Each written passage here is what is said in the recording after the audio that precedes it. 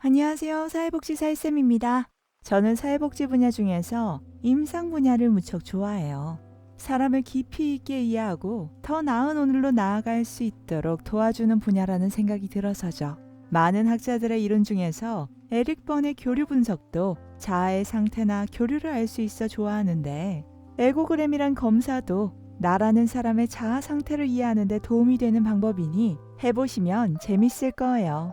교류 분석에 보면 비의자 기법이라는 방법이 나옵니다. 오늘은 마음이 아플 때 우리가 해볼 수 있는 비의자 기법에 대해서 이야기 함께 나눠볼게요. 여러분은 만약 비의자의 누군가를 초대할 수 있다면 누구를 초대하시겠어요? 딱 떠오르는 사람이 있으신가요?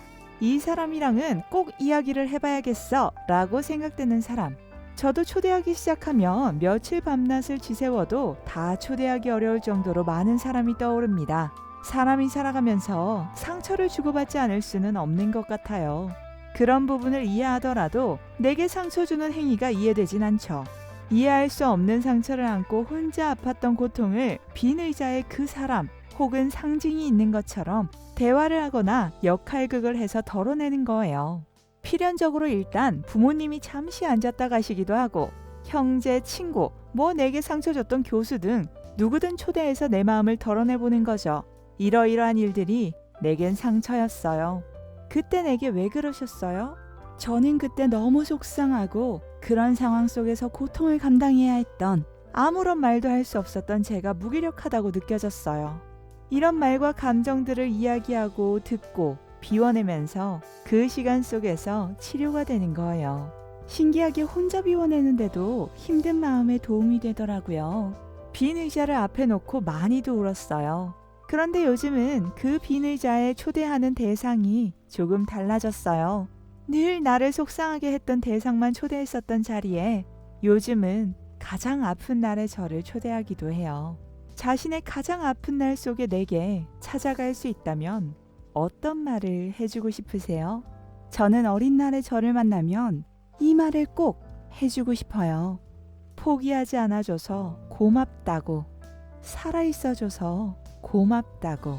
죽고 싶어서 여러 방법으로 노력했던 그 당시의 저를 생각하면 그러지 않고는 괜찮다고 살아갈 수 없었던 나날들이 안타까워서, 사실 예전에는 시간을 허비한 것 같다고, 스스로 바보 같다고 화를 냈었는데 점차 시간이 지나면서 마음의 여유를 찾고 그러다 보니 이해가 되더라고요. 숨쉬는 1분 1초가 고통스러웠던 그날의 나는 그나마 떠날 방법을 찾으면서라도 버텨냈던 거구나. 여러분은 가장 아픈 날의 나를 만나면 어떤 말을 해주고 싶으세요? 오늘은 종이 한 장에 아픈 날의 나에게 편지를 건네보는 건 어떨까요? 어쩌면 그 편지를 받고 아직 울고 있을 내 마음속 그날의 내가 답장을 보내올지도 모르잖아요. 기억해줘서 고맙다고, 이제 괜찮다고.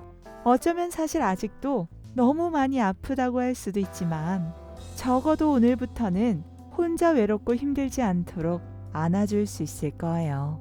아픈 날의 나를 만나서 괜찮아질 수 있는 오늘을 함께 할 수 있길 응원합니다. 다복한 하루 되세요.